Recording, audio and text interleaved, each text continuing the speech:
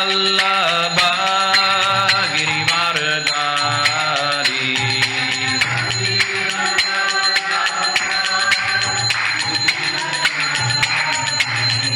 Yashodanandana Braja Janarandana Yashodanandana Braja Janarandana Yamuna Tira Vanachari Yamuna Tira Vanachari Jai Radha Madhava Kunja Bihari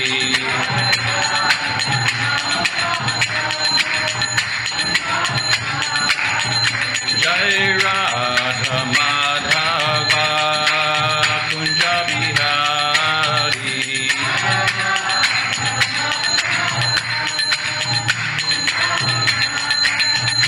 Hare Krishna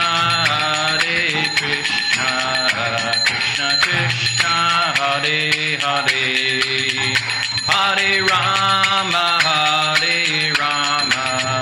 Rama Rama Hare Hare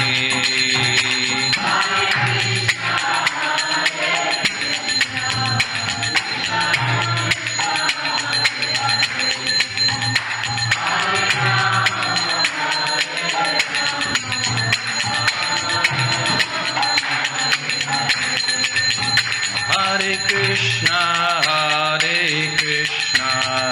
Krishna Krishna Hare Hare Hare Rama Rama Rama Hare Hare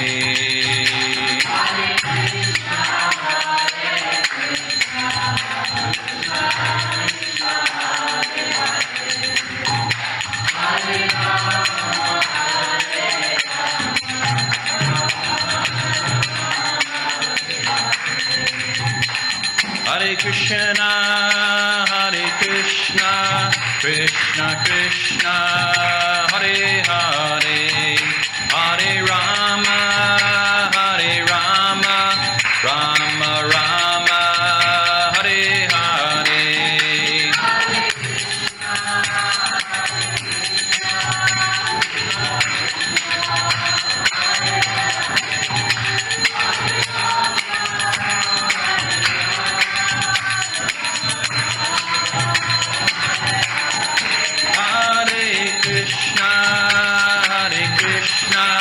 Krishna Krishna Hare Hare Hare Rama Rama Rama Hare Hare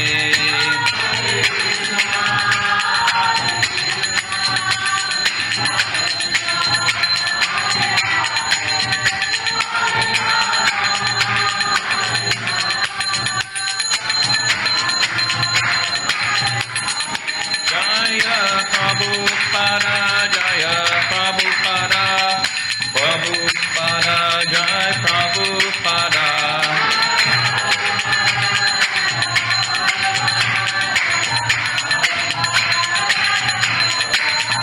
Jaya Gauranitai, Jaya Gauranitai, Gauranitai, Jaya Gauranitai.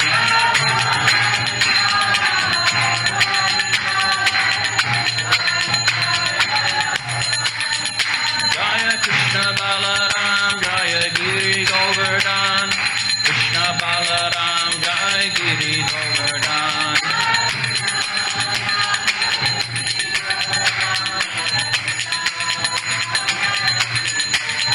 Jaya Radha Govardhandari Radha Govardhandari Shri Radhe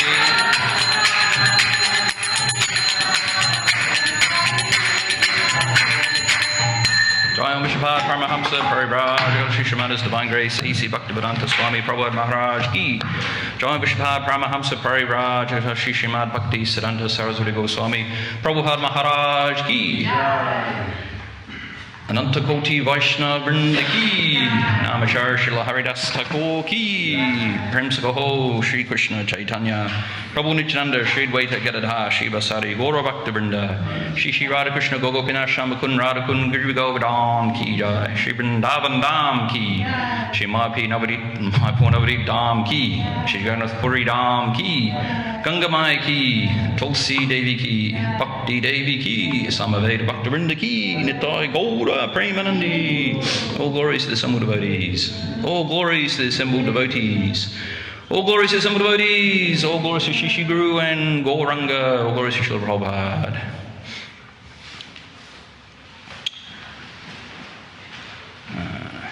Caitanya, can you get me the book? Yeah.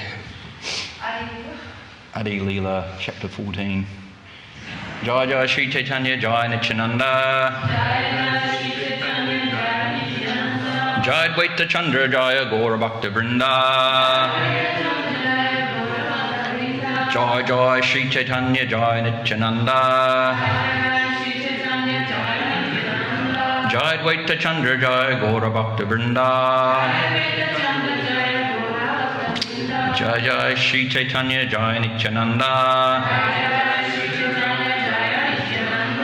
Jai Dvaita Chandra, Jai Gaura Bhakta Vrinda. So the weekend reading from the Shri Caitanya Caritamrita, we're up to text number Adi-lila, chapter 14, the childhood pastimes of Lord Caitanya, and we're up to text number 20 today. Thank you. So text 20 is on the board. Shuni Sachi Mishrera Mani Ananda Adi-lila.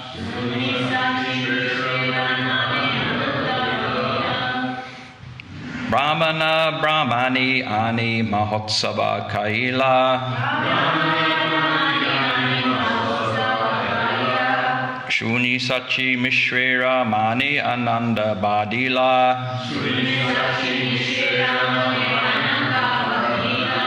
Brahmana Brahmani Ani Mahotsava Kaila. Shuni Sachi Mishrera Mani Ananda Adi-lila. Brahmana Brahmani Ani Mahotsava Kaila.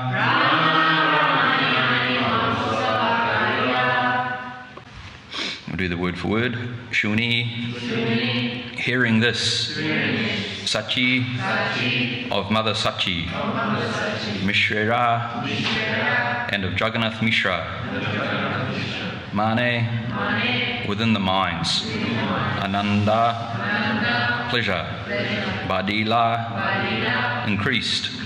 Brahmana. The Brahmanas. Brahmani.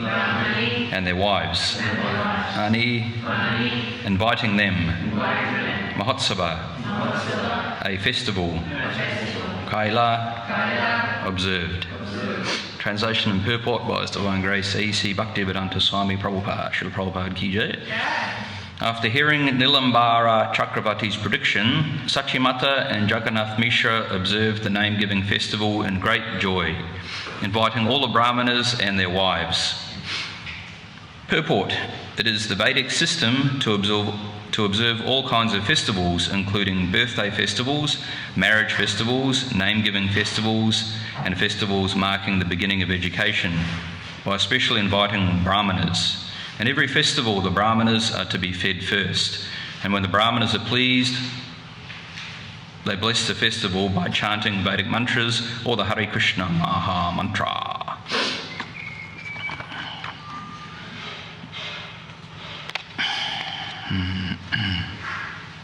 So the chapter is Lord Chaitanya's childhood pastimes. So in this section here, we're up to the section where they're giving the name. Nilambara Chakravarti is giving the name to Lord Caitanya, and that name, of course, was Vishwambara. So we know in the first few sections of the chapter we've read that they've identified that this is Lord Narayan. And how do they know that this is Lord Narayan and who's appeared in this form of Nimai? Is because he had bodily features, which we've discussed in previous classes. He had various auspicious bodily features, and also that he had the markings on the soles of his feet. And the last time I gave class, we talked about those auspicious markings on the soles of Lord Chaitanya's feet. And of course, Lord Caitanya is Krishna. There's no difference between Lord Caitanya and Krishna. They're the same person. So, after realising that this is Narayan, they've now followed this name-giving ceremony, which was called, it was in the previous verse they gave it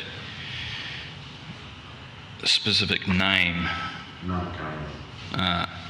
So different samskaras they are. So in this particular instance here, they're doing a festival to observe the name-giving ceremony. And we know within Vedic culture there are various samskaras or observances that people follow to invoke auspiciousness on the festival or the participant. Like we have the marriage ceremony, vivaha samskara, vivaha.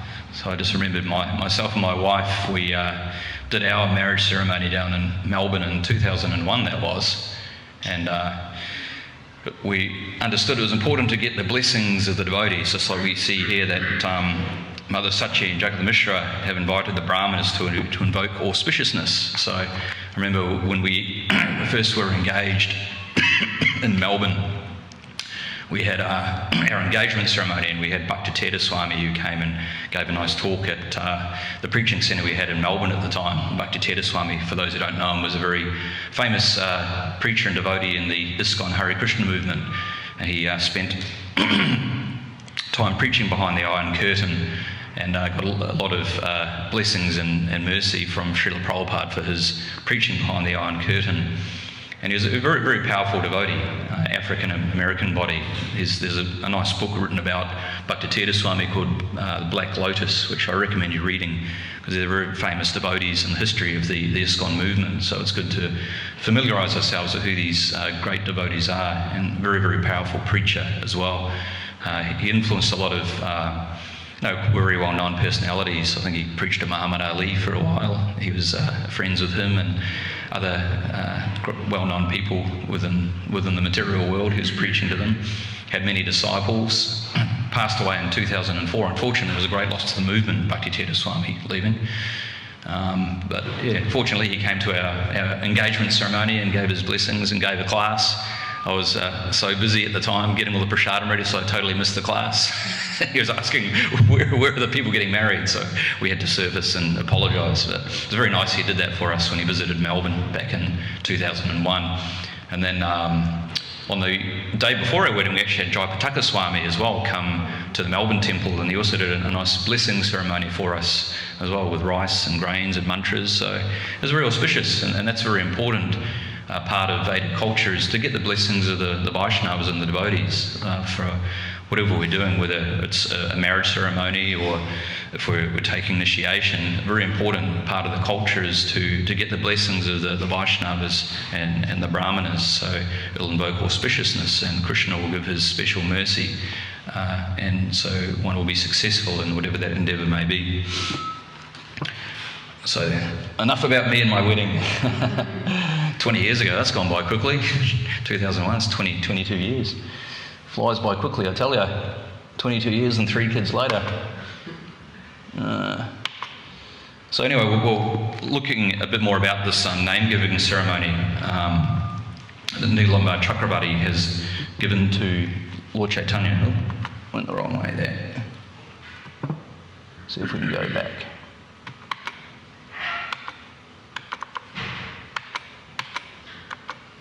There we are. Back to the start again. Here we are. Sorry about that. So, after identifying that Lord Caitanya is Narayan himself, Adi-lila Chakravarti had made several predictions about who this personality would be. So there were 4 reasons that Nilambar Chakravarti gave the name Vishvambar. So Vishva means one who feeds or nourishes the whole universe or the whole world. So the first reason Nilambar Chakravarti gave this name Vishvambar is because he predicted that this Vishvambar, Nimai, would deliver all 3 worlds because he had all the symptoms of Lord Narayan on his palms and on the soles of his feet. So because he's Krishna's name, one of his names is Muktipad, or one who can give liberation from the material world. So none of the demigods are able to give one liberation out of samsara, janma, mrityu, jari, vyadhi, that birth, death, old age and disease. So that's the real problem of the living entities, is that we're in the cycle of samsara, repeated birth and death. So many people approach demigods for various reasons. Like we have the famous example of Hiranyakashipu, who approached Lord Brahma because he wanted to become immortal. He wanted that he could never die. So he did various austerities so that he was able to get these benedictions from Lord Brahma, that he couldn't be killed during the day or at night, couldn't be killed inside or outside by any weapons. So various benedictions he requested so that he could become immortal. And we know the pastime that, of course, Lord Nrsimhadev appeared, so he was in a form that he was able to bypass these benedictions that Lord Brahma had given Hiranyakashipu. And after the pastime, I think he said to Lord Brahma, maybe that's enough of the benedictions, no more of these immortal benedictions. But we can see this is why people approach the demigods for, is to attain some material power, or maybe they want to attain a heavenly planet or get wealth or position. Generally in the material world, people are interested in dharma, artha dharma, kama moksha, religiosity, economic development, sense gratification, liberation. That's what people are endeavouring for, and that's why people follow a religion, so they can advance those things. They want wealth, money, sense enjoyment. So people follow a religious process in order to achieve those things. But the demigods who can give those benedictions are still under the modes of material nature. So they can give material benedictions, but they can't release a living entity from the cycle of samsara. Only Krishna, Muktipad, can do that.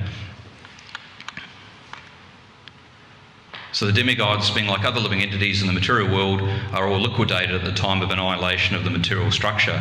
They are themselves unable to get liberation, what to speak of giving liberation to their devotees. The demigods can award the worshippers some temporary benefit only, not the ultimate one, which is deliverance from samsara.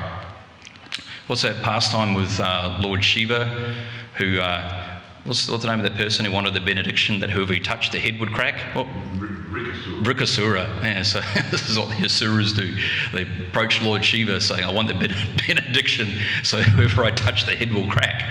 So Lord Shiva gave this benediction, and then, of course, the demon, being a demon, said, right, now I'm going to crack your head. So he went to touch Lord Shiva to crack his head, and then Krishna had to come in another form and trick him, so he touched his own head. He's saying, Lord Shiva can't give these benedictions.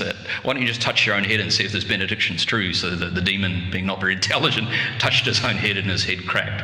So this is the nature of the Asuras, that they will ask for a benediction, not to benefit anybody, but to try and benefit themselves or get power or prestige or some sense gratification.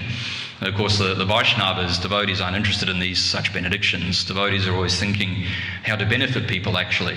Devotees should be developing their mentality of being a well-wisher, wishing good upon everybody. There's that very nice, beautiful verse in the 5th canto, the prayers of the residents of Jambudweep offer that very nice prayer about let there be peace among all human beings, and let them perform devotional service, because therefore they will think of the welfare of others. So that's the mood of the Vaishnava. We're cultivating that spirit of being a well-wisher, wanting to uplift humanity and benefit humanity in the best possible way. So this is in the mood of Lord Caitanya, as given to us by Srila Prabhupada, doing Harinam, Prasadam distribution, doing book distribution. So this is how we benedict and give our blessings upon everybody, by following in the spirit of Lord Chaitanya Mahaprabhu and the Sankirtan movement created by Lord Caitanya. So Nilambar Chakravarti predicted that he would deliver all 3 worlds. And I think we were hearing how this Sankirtan movement, this movement of Lord Chaitanya, will spread through the whole universe. So it's not just on this planet that the Sankirtan movement is taking place, but also it is spreading through the universe gradually. It's spread through all the countries on the earth we're on, and then through the whole universe. So this is Lord Chaitanya's mercy, the golden avatar for Kali Yuga. So the second reason Nilambar Chakravarti gave for calling him Vishrambar is that he will preach the Vaishnava cult. So only Lord Narayan, Lord Vishnu, Krishna himself, or a bona fide representative can preach Vaishnavism. And we know that Advaita Acharya was calling on Lord Chaitanya to appear, because at that time in Navadvip, everyone weren't engaged in bhakti yoga. They were following all the ritualistic ceremonies of the Vedas. They'd missed the point, so to speak, and engaged in material activities to get benedictions to advance themselves materially. So Advaita Acharya gave very heartfelt prayers while he worshipped a Shalagram Shila with tulsi leaves and Ganga Jal to petition Lord Chaitanya to please come, because only you can deliver this fallen state that the world is in at the moment. So Krishna himself came as Lord Caitanya Mahaprabhu to spread this Vaishnava cult. And we know that he spent the first 24 years of his life in Navadvip, and then when he took sannyas, he spent 6 years travelling all through India, preaching Krishna consciousness and performing Sankirtan throughout South India. And there's many places you can still visit in India where Lord Chaitanya visited personally, and they have personal artefacts and remnants of him when he was visiting there. And of course, Lord Chaitanya empowered so many of his associates and followers to spread this Vaishnava culture throughout India and throughout the world. And he said that I'm a gardener, right? As an example he gave in the Caitanya Caritamrita. So he explained himself that I'm like a gardener, but how can I distribute all these fruits? I can't do this on my own. So therefore, he empowered so many of his associates to spread this Krishna consciousness. So obviously the 6 Goswamis who cultivated the Shastras, Rupa and Sanatan, who lived in Vrindavan and found all the holy place that had become covered over. And was it Shyamananda and Narottam and Srinivas who took the Shastras and began preaching. So many great devotees were empowered. Vrindavan Dastakor, so many devotees, unlimited. So this is all because of Lord Chaitanya's mercy. So the third reason that he gave was that he will deliver his maternal and paternal families. So explains in the Shastra, when a Vaishnava is born, he can deliver both his maternal and paternal families simultaneously. And it explains that 10 generations in front and 10 generations behind are delivered by the power of a pure devotee, a Vaishnava. So because he was able to deliver his maternal and paternal families is also the name Vishrambar. And also primarily because the fourth reason was that because he'll protect and maintain the entire world. So the Chaitanya Bhagavat confirms that Sri Chaitanya Mahaprabhu by his birth has made the whole world peaceful, as in the past Lord Narayan protected the earth as an incarnation as Varaha. Because of his protecting and maintaining the world in the present Kali Yuga, Lord Chaitanya Mahaprabhu is known as Vishrambar, which refers to one who feeds the entire world. Yeah, so we can see this as Lord Chaitanya is in this age of Kali Yuga, this dark, dense age of ignorance and tamagun, that Lord Chaitanya has shed this wonderful light, this great benediction he's given, which is why he's the most magnanimous incarnation, actually, it's explained, because he's freely giving, which no other incarnation has ever given before, and that's freely distributing this pure love of Godhead. He's a very, very unique incarnation, that he's freely giving this Krishna Prem, the topmost form of love of Godhead, to the most unqualified people. So quite extraordinary that this is Lord Chaitanya. So he's protecting the entire world. I think they even said that when there was Prabhupada mentioned when there was some sort of pandemic, or they had something in Kolkata, and then the devotees did some Sankirtan, Harinam Sankirtan, and then the pandemic ended, or went away. So this is the protection of Lord Chaitanya Mahaprabhu.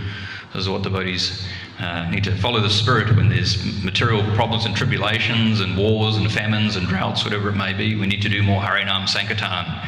I've just finished reading Ayendra Prabhu's book by Tamal Krishna Maharaj's brother, Kali Chandi Prabhu, Kirtan Revolution, and it's all about Ayendra, who was a very famous devotee, a disciple of Prabhupada, and he spent a lot of his years in Vrindavan doing very powerful kirtan, and had a wonderful influence on the movement by chanting the holy names within Vrindavan Dham, and inspired everybody to take more enthusiasm to engage in this Harinam Sankirtan Yajna. So there's a wonderful book which I now have in the BBT, doing a small promo. If anyone wants a copy of this book, I highly recommend. I've just finished reading it. It's a very, very good book, very inspiring. He's definitely a very unique individual within the Hare Krishna movement. The Hare Krishna movement's full of very unique people, and Narendra is definitely a very unique person, very, very powerful devotee. And it's very inspiring just to see how his complete faith in the holy names, that by chanting the holy names, is able to not only influence, he's resurrected the 24-hour kirtan in Vrindavan, but he became very famous throughout India because of his powerful kirtans. People were coming from all over India to see this Western-bodied devotee doing these wonderful, powerful kirtans. And many devotees would come from around the world to join his 24-hour kirtan party and take that enthusiasm from around the world. So, very, very powerful person.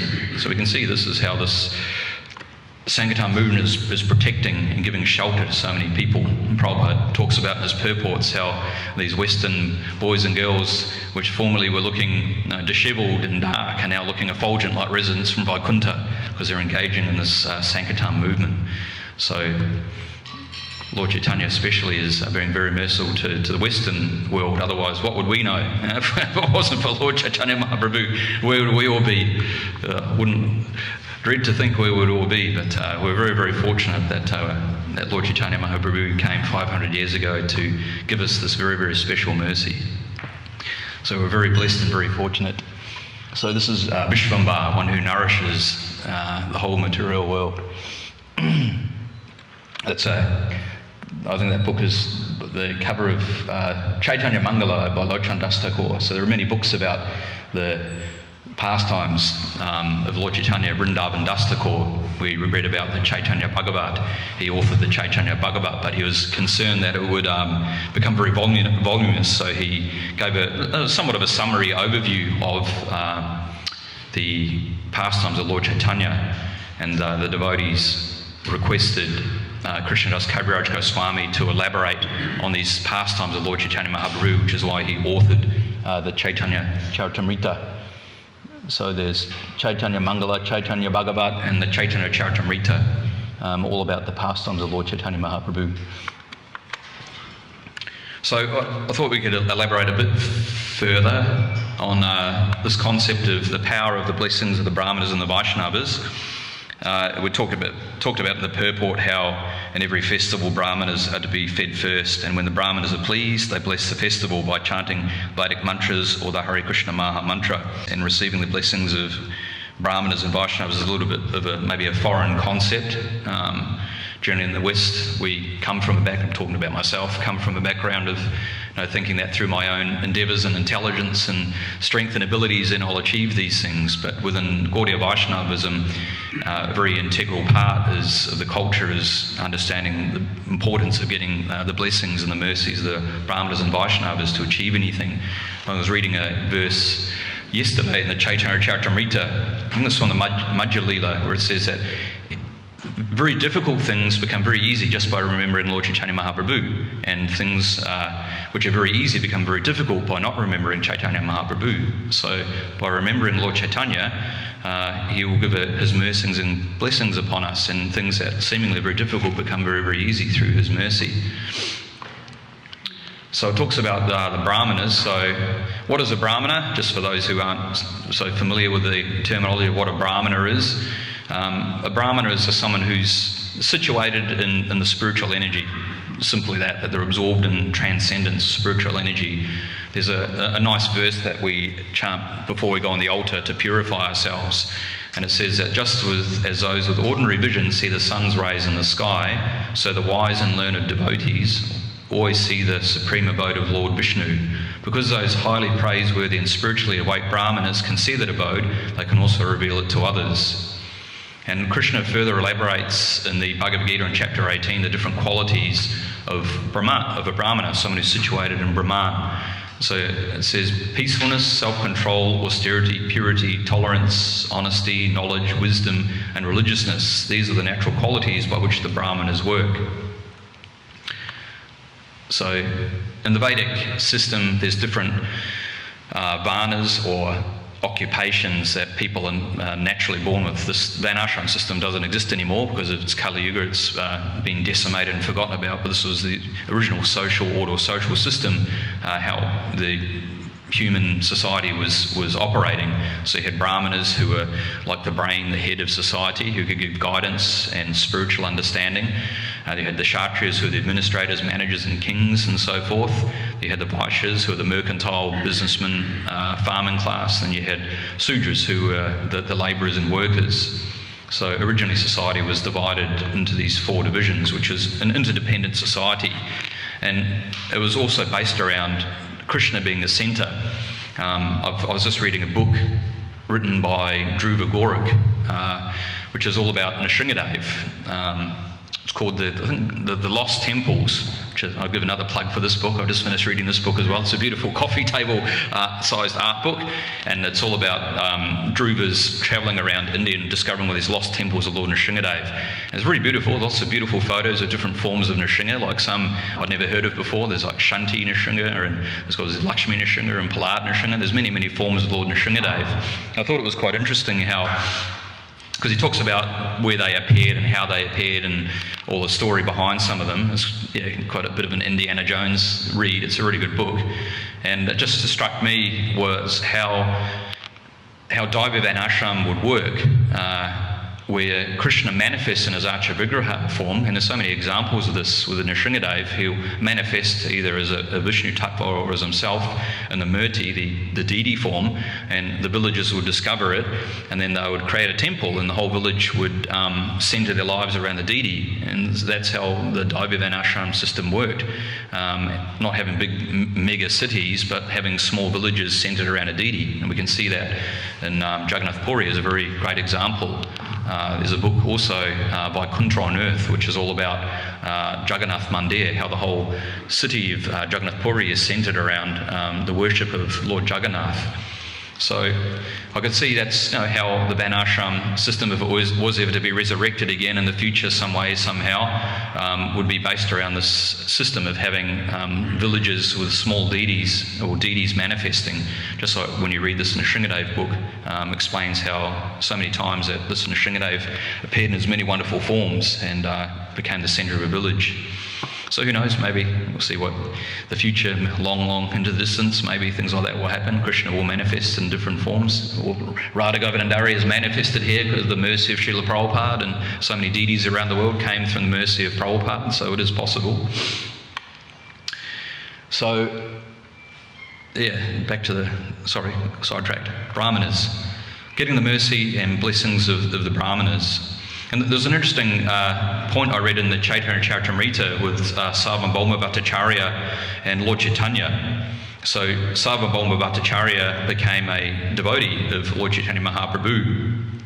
And just before Lord Caitanya was going to leave to his South India tour to preach for 6 years, he actually asked for the blessings of Sarvabhauma Bhattacharya. And Sarvabhauma Bhattacharya was married, he was a grihastha, so it's a bit unusual that a sannyasi who's like the head of the Varnashram system was asking for the blessings of a married person. Traditionally that's not done. So Prabhupada explains in the purport to this particular section of the Adi-lila that this incident of Lord Caitanya asking for the blessings of Sarvabhauma Bhattacharya, he said he requested, please bless him while he engaged in the devotional service of the Lord at home. So while Sarvabhauma Bhattacharya is doing his home worship, Lord Caitanya is saying, please bless me while you do your worship so that I can return to Jagannath Puri. So Prabhupada explains, a sannyasi is supposed to offer blessings to a grihastha, yet now by his practical behaviour, Sri Chaitanya Mahaprabhu requested the blessings of a grihastha. This incident shows the special significance of Sri Chaitanya Mahaprabhu's preaching. He gave equal status to everyone. Regardless of material considerations, his movement is thoroughly spiritual. Although apparently a grihasta, or a householder, Sarvabhauma Bhattacharya was unlike the so-called karmis, or non-devotees, interested in sense gratification. After being initiated by Sri Caitanya Mahaprabhu, Sarvabhauma Bhattacharya was perfectly situated in the spiritual order. Therefore, it was quite possible for him to offer blessings even to a sannyasi. He was always engaged in the service of the Lord, even at home. And out of disciplic line, we have the example of a perfect householder, Paramahamsa, Srila Bhaktivinoda Thakur. In his book, Saranagati, Bhaktivinoda Thakur states, Yedina grihe bhajana deki, grihete goloka bhaya. Whenever a householder glorifies the Supreme Lord in his home, his activities are immediately transformed into the activities of Goloka Vrindavan, spiritual activities taking place in the Goloka Vrindavan planet of Krishna. Activities exhibited by Krishna himself at Bholma Vrindavan Dham, existing on this planet, are not different from his activities on the planet Goloka Vrindavan. This is proper realization of Vrindavan anywhere. In our Krishna consciousness movement, we inaugurated the new Vrindavan activities, wherein devotees are always engaged in the transient loving service of the Lord. And this is not different from Goloka Vrindavan. The conclusion is that one who acts strictly in the line of Sri Caitanya Mahaprabhu is competent to offer blessings to sannyasis, even though he be a grihasta householder. Although he's in an exalted position, a sannyasi still must elevate himself to the transcendental platform by rendering service to the Lord. By his actual behaviour, Caitanya Mahaprabhu begged the blessings of Sarvabhauma Bhattacharya. In this way, he set the example of how one should expect blessings from a Vaishnava, regardless of his social position. So that's another unique feature of Lord Caitanya Mahaprabhu, is that he wasn't concerned about one's social status or social position. We see the example with Haridas Thakur, who was not allowed to go into the Jagannath Mandir because he was born in a Muslim family, so he wasn't considered materially qualified to enter the Jagannath Mandir. But Lord Caitanya himself, who is Jagannath, would come and see Haridas Thakur every day and give him his blessings and prasadam and give him his sangha. So that's the wonderful mood of Lord Caitanya Mahaprabhu, that anyone from any position can become a Vaishnava and can bless the world in that way. It's not based on what family you've taken birth in. We know within the traditional Hindu caste system in India, a lot of it's based on birth, or what family you're born into, then you are that caste. But that's not following in the mood of Lord Caitanya Mahaprabhu. He's very magnanimous, very liberal actually.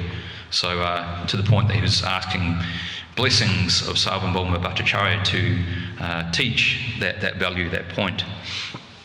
It's also explained that the power of the association of a Vaishnava in the Srimad Bhagavatam, Canto 1, it says, the value of a moment's association with a devotee of the Lord cannot even be compared to the attainment of heavenly planets or liberation from matter. What to speak of worldly benedictions in the form of material prosperity, which are for those who are meant for death.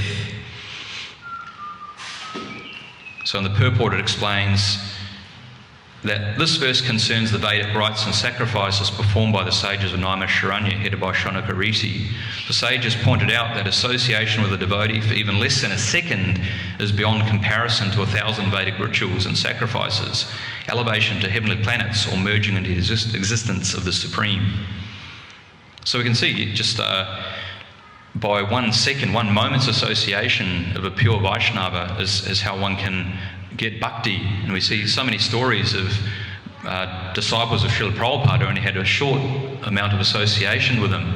Like I think in Indra Prabhu's book, the only time Prabhupada said anything to him is when Indra Prabhu was leading a kirtan, when Prabhupada was visiting whatever temple he was in the States at the time, and Indra was leading a kirtan, and then Prabhupada was about to get into his car and he turned to Indra Prabhu and just said, Jai. So he took that as, I've pleased Prabhupada. And that was the success of my life, that I somehow managed to please Srila Prabhupada. So just through a moment's association of a pure devotee, that this bhakti can be transferred into the heart of the devotee. So very, very powerful, 1 moment's association. And of course that's the blessing that the devotees can give, is the bhakti yoga. Through that association they can instill this seed of bhakti into the hearts of many, many people. So that's the real blessing that we want, is the blessing of the Vaishnavas, so we can advance in our Krishna consciousness. or continue moving forward. So another famous example, of course, is when our own Srila Prabhupada met his spiritual master Bhaktisiddhanta Saraswati Thakur in 1922 on the rooftop in Kolkata. We know that Srila Prabhupada didn't actually want to go to this darshan with Bhaktisiddhanta Saraswati because his father was always inviting sadhus or holy men to come and see Srila Prabhupada and his family to give their blessings, but Prabhupada had a bit of a negative view of some of these sadhus. You could see that they weren't actually following properly, and they were taking advantage in name only of being a sadhu or a renunciate. So when his friend invited him to come and see Bhaktisiddhanta Saraswati Thakur, initially he was very hesitant. I think he said his friend had to drag him forcibly to come and see Bhaktisiddhanta Saraswati. But from that meeting, it actually changed the course of human history through this meeting, this encounter that Srila Prabhupada had with Bhaktisiddhanta Saraswati on the roof. And we know that in this first meeting, Bhaktisiddhanta Saraswati instructed Srila Prabhupada, now you're an intelligent young man, you should preach this message of Lord Caitanya Mahaprabhu to the English-speaking countries. So that was when the seed was planted into the heart of Srila Prabhupada to spread this Krishna consciousness movement. So we can see this is the power of one moment's association with this his spiritual master Bhaktisiddhanta Saraswati, that it changed the whole course of the world actually, this meeting. Quite incredible. And the meeting, he initially didn't want to go to it. So yeah, very, very phenomenal. Through this one moment's association with the sadhu, and the seed of bhakti was implanted into Srila Prabhupada to spread this Krishna consciousness to the Western countries. So we'll try and move forward because we're almost out of time. Okay, and also another great example of, we can see the power of getting the blessings of Krishna and the devotees was Krishnadas Kaviraj Goswami, who was the author of the Chaitanya Charitamrita, that he was very elderly when he actually began to author, writing the Chaitanya Charitamrita. He was living at Radha Kund, and as I explained at the time, the Chaitanya Bhagavat was one of the few books available to the devotees about the pastimes of Lord Chaitanya Mahaprabhu. So the devotees in Vrindavan were encouraging Krishnadas Kaviraj Goswami. Kavi means poet. He's quite a well-known poet, expert with words. And they asked him to write this Chaitanya Charitamrita. So he had the association with was it Raghunath Das Goswami, and who had recorded the memoirs, the diary written by Swarup Damodar and Murari Gupta, who had written diaries. So he based his Chaitanya Charitamrita on those diaries. But before he wrote, he approached the Madan Mohan Didi in Vrindavan to ask the blessings of the Didi to write this Chaitanya Charitamrita. So because he had the mercy of Madan Mohan and the blessings of the Vaishnavas, he was empowered to write this Chaitanya Charitamrita. And we see there that he explains in the Chaitanya Charitamrita that I've now become too old and disturbed by invalidity. While writing, my hands tremble, I cannot remember anything, nor can I see or hear properly. Still I write, and this is a great wonder. So we can see that he was blessed, even though materially he was aged and old and very frail. In his own words, he couldn't remember anything, but somehow he was empowered to do that. So we see that nice verse, Mukham Karati Vachalam Pangam Langa Tegirim Yakripatamam and Shigurum Dina Taranam, that we offer our respects to the spiritual master, because through the blessings of the spiritual master, a dumb person can speak eloquent words, and a lame man can cross mountains. Such is the mercy of the Lord. So this is the secret to success in bhakti yoga, is becoming dependent on Krishna and whatever we may be doing. And we can see that so many devotees were empowered by Srila Prabhupada to achieve many, many wonderful things, to preach in these countries like in Africa and behind the Iron Curtain. So many devotees who work for the BBT were able to complete the marathon of finishing the Chaitanya Charitamrita because they were empowered by Lord Chaitanya to do that. So that's the secret to becoming successful, is we have to ask for the blessings and mercy of Krishna in his Archa Vigraha form and the devotees to be successful in our Krishna consciousness. Especially if we're writing books, it says that you can't write books about Gaudiya Vaishnavism or Bhakti Yoga unless you're empowered to do that. So that's the process. We have to ask for that empowerment and blessings to be able to do that. So that's the process. And Prabhupada said that's the secret to his success, is that it didn't deviate 1 inch from the instructions of his spiritual master, Bhaktisiddhanta Sarasvati. So it says that verse that with the instructions given by the spiritual master, then the intelligence is also given with that instruction how to fulfill that as well. So very, very powerful, getting the blessings of the Vaishnavas. Anyway, maybe we're running out of time, so I might just skip forward a bit. Maharaj Parikshit, another good example of getting the mercy. And we can finish maybe with a quote from Srila Prabhupada about blessings. So Prabhupada explained, this is in the purport to Srimad Bhagavatam, Canto 4, Canto 4, Chapter 22, Text 36. In the course of our preaching work, we sometimes see that materialistic persons come to us and offer their obeisances to take blessings, which means they want more and more material opulences. If such material opulences are checked, such persons are no longer interested in offering obeisances to the devotees. Such materialistic persons are always concerned about their economic development. They offer obeisances to saintly persons or the Supreme Lord and give something in charity for preaching work with a view that they will be rewarded with further economic development. However, when one is sincere in his devotional service, the Lord obliges the devotee to give up his material development and completely surrender unto him. Because the Lord does not give blessings of material opulence to his devotee, people are afraid of worshipping Lord Vishnu because they see that the Vaishnavas are worshippers of Lord Vishnu, are poor and superficial material opulences. Such materialistic persons, however, get immense opportunity for economic development by worshipping Lord Shiva, for Lord Shiva is the husband of the goddess Durga, the proprietor of this universe. By the grace of Lord Shiva, a devotee gets the opportunity to be blessed by the goddess Durga. Ravana, for example, was a great worshipper and devotee of Lord Shiva, and in return he got all the blessings of goddess Durga, so much so that his whole kingdom was constructed of golden buildings. In Brazil, in this present age, huge quantities of gold have been found, and from historical references in the Puranas, we can guess safely that this was Ravana's kingdom. This kingdom was, however, destroyed by Lord Ramachandra.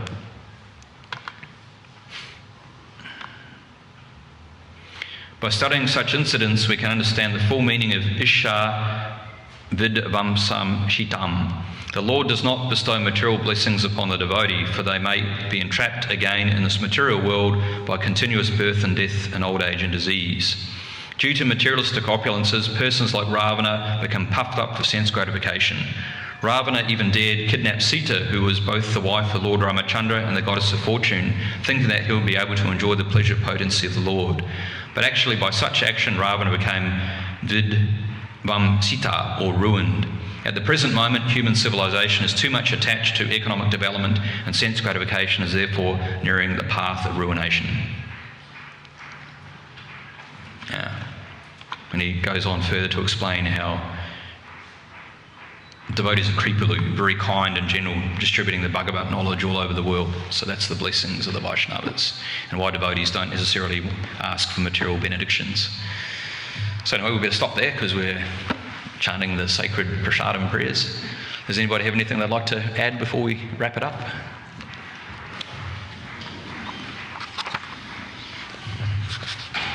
Thank you. Sorry, I'm feeling hungry after Kosi. We had a wonderful feast yesterday up at the school. Srimati cooked for the teaching staff. She made Ekadasi pizzas and cakes and all sorts of things, so I'm still digesting, I think. The blessings of the Vaishnavas in the form of prasadam. Anyway, shall we stop there? Srila Prabhupada ki jai, Krishna's Kaviraj Goswami ki jai, Sri Caitanya Mahaprabhu ki jai, Vishwambha Prabhu ki jai.